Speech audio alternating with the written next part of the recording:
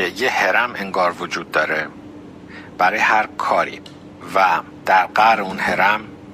یه سری مشاغل پست وجود داره که یه عده پرتعدادی اونا رو رج میزنن و انجام میدن تا اینکه یه برندی، یه کرکتری، یه آواتاری وارد صحنه بشه و یه کار محیرالعقولی انجام بده که طبیعت نمیتونسته انجام بده و فقط از انسان برمیاد و اونم نه از هر انسانی.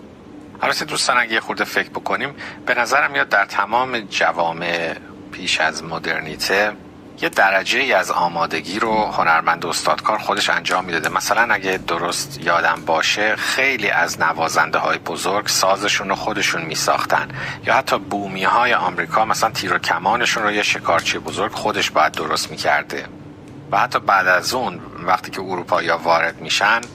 تپانچه هاشون رو خودشون درست میکردن، خودشون تعمیر میکردن، ساچمه هاشون رو خودشون سربشو میریختن و همه اینا در حقیقت جزء اون سرمونی و جزء اون مراسمی بوده که هنرمند رو با هنرش یکی میکرده و تبدیل میکرده به یه پدیده واحد. در اروپا هم باز سابیدن اون رنگ‌ها و درست کردنشون رو فکر میکنم حداقل اون اساتید معروف مثل داوینچی یا میکلانجلو تا یه حدود زیادی خودشون انجام میدادن، هرچند که کشیدن اون قسمت‌های ماندین و معمولی نقاشی با شاگردا بوده.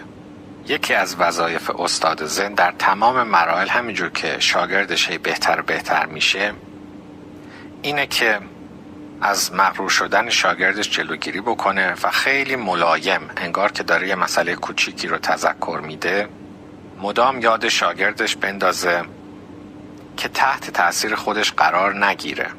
و تبدیل به یه آیکون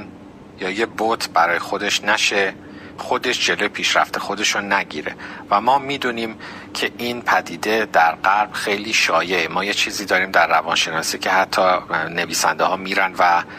روانکاوای معروف میگیرن به خاطر رایترز بلاک، یعنی سد ذهنی که برای نویسنده های مشهور ایجاد میشه که بعضیشون چه بسا چندین رمان نوشتن، مثلا در رمان 11 و 12 دچار